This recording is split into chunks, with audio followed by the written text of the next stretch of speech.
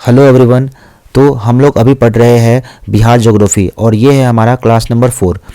हम लोग आज पढ़ेंगे कि बिहार की जलवायु कैसी है, यानी कि बिहार के क्लाइमेट के बारे में हम लोग एक संपूर्ण अध्ययन करेंगे।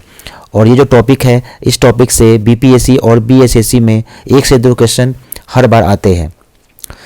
तो इस विषय को समझना क्यों महत्वपूर्ण है, तो देखिए, किसी भी जगह का जो कृषि होता है वो वहाँ के क्लाइमेट पे बेस्ड होता है। तो कृषि को समझने के लिए हम लोग को उसका क्लाइमेट को जानना बहुत ज़रूरी होता है। बिहार की अर्थव्यवस्था कृषि प्रधान है। फसल चक्र को समझने के लिए जलवायु का ज्ञान अनिवार्य है। तो ये बहुत इंपॉर्टेंट है कि हम लोगों को क्लाइमेट की जानकारी होनी चाहिए। और बीपीएससी परीक्षा रणनीति में, बीपीएससी परीक्षाओं में जलवायु, विशेषकर कोपेन के वर्गीकरण से बार बार प्रश्न पूछे जाते हैं। तो ये तो सबसे इम्पोर्टेंट टॉपिक है, कोपेन्स क्लासिफिकेशन। इसके बारे में भी हम लोग डीप से पढ़ेंगे। बिहार की जलवायु का प्रकार, तो बिहार की जलवायु को मुख्यतः 2 भागों में बांटा जाता है। तो एक है हमारा वेस्ट का, जो कि ड्राई है, और जो हमारा है ईस्ट। और ईस्ट का क्या है, वो ह्यूमिडिटी से भरा हुआ रहता है। तो यहाँ पे ज़्यादा ह्यूमिडिटी होती है। और इसका जो मेन कारण है वो ये है कि पूर्व में बंगाल की खाड़ी के निकट होने के कारण यहाँ आर्द्रता यानी कि ह्यूमिडिटी बहुत अधिक होती है। जैसे जैसे हम पश्चिम की ओर बढ़ते हैं, यानी कि जैसे जैसे हम लोग पश्चिम की तरफ बढ़ेंगे और वहाँ पर ह्यूमिडिटी घटती जाती है और जो शुष्कता है वो बढ़ती जाती है। तो अब देखेंगे कि बिहार में जो कितने ऋतु होते हैं। तो बिहार में मुख्यतः जो होते हैं वो 3 ऋतु होते हैं। तो एक है विंटर, एक है समर और एक है मानसून। तो इसका जो टाइम है वो भी है, नवंबर से लेकर फरवरी तक विंटर होता है। समर के लिए मार्च से जून है, और फिर मानसून का जो सीजन है वो जून के मध्य से लेकर सितंबर तक होता है। अब हम लोग पढ़ते हैं कि समर सीजन के बारे में। तो समर सीजन में जो बिहार में जो टेम्परेचर है वो आपका 30 डिग्री से लेकर 50 डिग्री तक चला जाता है। और इस समय एक लू नाम की पवन चलती है। और ये क्या होता है, ये बहुत गर्म हवा होता है, और मई से जून माह में चलने वाली शुष्क हवा को लू कहते हैं। और सेकेंड है हमारा नॉर्वेस्टर। नॉर्वेस्टर एक टर्म है। इसमें क्या होता है, यह मानसून पूर्व वर्षा होता है। महत्व यह है कि यह जूट और आम की फसल के लिए अत्यंत लाभदायक होता है। तो नॉर्वेस्टर में क्या होता है, मानसून से पहले ही वर्षा होता है, और ये जो वर्षा होता है वो जूट और आम की फसल के लिए बहुत लाभदायक होता है। और अगर हम लोग ये पूछा जाए कि बिहार का जो सबसे गर्म जिला है वो कौन है, तो वो गया है। हालांकि गया का नाम अब चेंज करके गया जी रख दिया गया है। ये तो एक करंट अफेयर का एक टॉपिक हो जाएगा। तो इसका कारण क्या है, सबसे गर्म होने का कारण इसका ये है कि यहाँ की पहाड़ियाँ और पथरीली ज़मीन जल्दी गर्म हो जाती है, और ये बहुत समय तक गर्म रहती है। इस कारण से यहाँ का टेम्परेचर बहुत ज़्यादा रहता है। अब हम लोग आते हैं मानसून पे। तो मानसून का जो आगमन है और स्रोत है, तो जो मानसून का आगमन होता है वो बिहार में वो 15 जून के आसपास होता है। और इसका जो इंट्रांस होता है वो हमेशा बंगाल की खाड़ी से सटे किशनगंज में होता है। और यहाँ सर्वाधिक वर्षा भी होती है किशनगंज में ही। तो सबसे अधिक जो वर्षा होती है वो ईस्ट वार्ड, मतलब बिहार के ईस्ट में होती है। और यहाँ से जैसे जैसे वेस्ट जाते जाएंगे, यहाँ पे वर्षा का क्रम घटते जाएगा। यहाँ वर्षा कम होती है और यहाँ अधिक होती है। अब देखिए वर्षा का वितरण। तो सर्वाधिक वर्षा जो होती है वो किशनगंज में होती है। मानसून का प्रवेश द्वार बोला जाता है। तो हमेशा ये भी क्वेश्चन आता है कि किशनगंज को मानसून का प्रवेश द्वार बोला जाता है। और वितरण का समय जो है, वितरण का जो नियम है वो है पूर्व।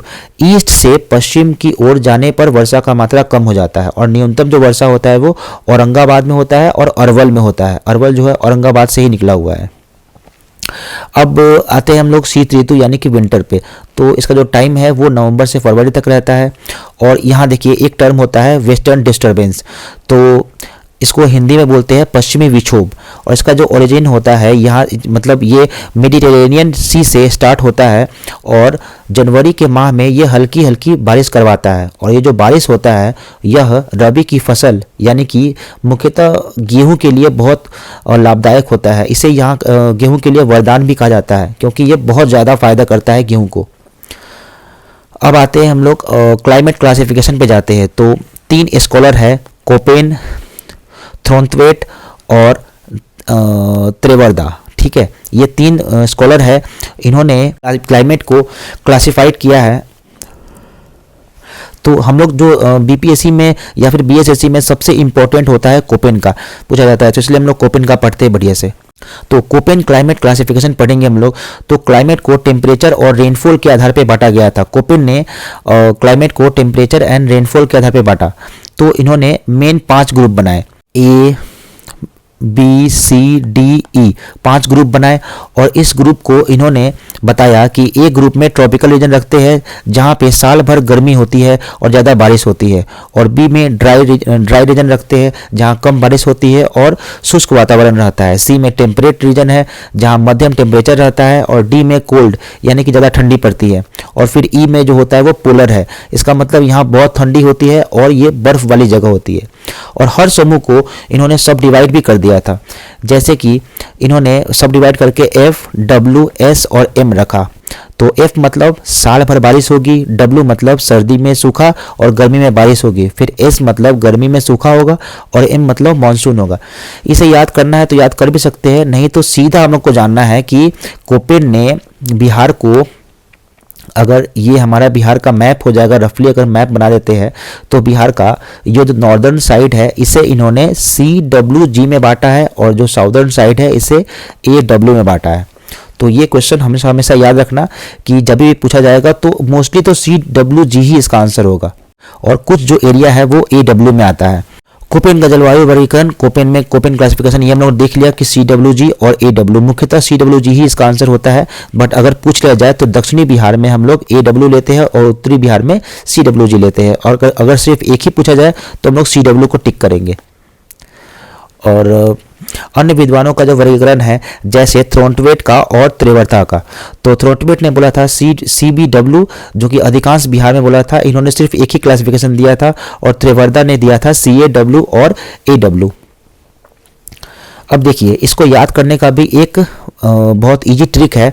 तो सी से होता है कूलर, इसका मतलब है ये ठंडा, तो सी से होता है कूलर। और जैसा कि हम जानते हैं कि जो बिहार का जो नॉर्दर्न साइड है, जैसे अगर बिहार का ये नॉर्दर्न साइड है तो ये हिमालय के सटे है, इसका मतलब ये ठंडा रहेगा, इसलिए हम लोग यहाँ से CWG याद रख सकते हैं। और यहाँ पे अगर साउदर्न साइड देखेंगे तो ये इसका जो AW लिखा हुआ है, तो साउदर्न साइड ए यानी कि ये ट्रॉपिकल के ज़्यादा नज़दीक है, तो ये ज़्यादा गर्म होगा, तो ए से अग्नि और ए से गर्म हम लोग याद कर सकते हैं। अब हम लोग देखते हैं रेनफॉल का ट्रेंड पे। तो पूर्व यानी कि ईस्ट, किशनगंज से पश्चिमी वेस्ट की ओर जाने पर वर्षा का मात्रा कम होता है, ये भी जान लेना चाहिए कि हमेशा यहाँ पे अगर ईस्ट वार्ड है और यहाँ पे वेस्ट वार्ड है तो यहाँ अधिक वर्षा होगी, और फिर यहाँ से घटते घटते घटते घटते यहाँ पे बहुत कम वर्षा होगी। तो ये जो जगह है ये क्या है, किशनगंज है। अब पिछले वर्षों में कुछ पूछा गया कुछ प्रश्न है जो PYQ फॉर्मेट में है, तो इसको देख लेते हैं। क्वेश्चन नंबर फर्स्ट है, कोपेन के वर्गीकरण के अनुसार उत्तर बिहार की जलवायु को किसके द्वारा प्रदर्शित किया जाता है? तो CWG। बिहार का सबसे गर्म जिला कौन सा है? तो गया है, जिसका अभी नाम चेंज करके गया जी रख दिया गया है। बिहार में मानसून का आगमन सामान्यतः कब होता है? तो ये 15 से 20 जून तक होता है। बिहार में किस जिले में सबसे अधिक वर्षा होती है? तो ये किशनगंज है।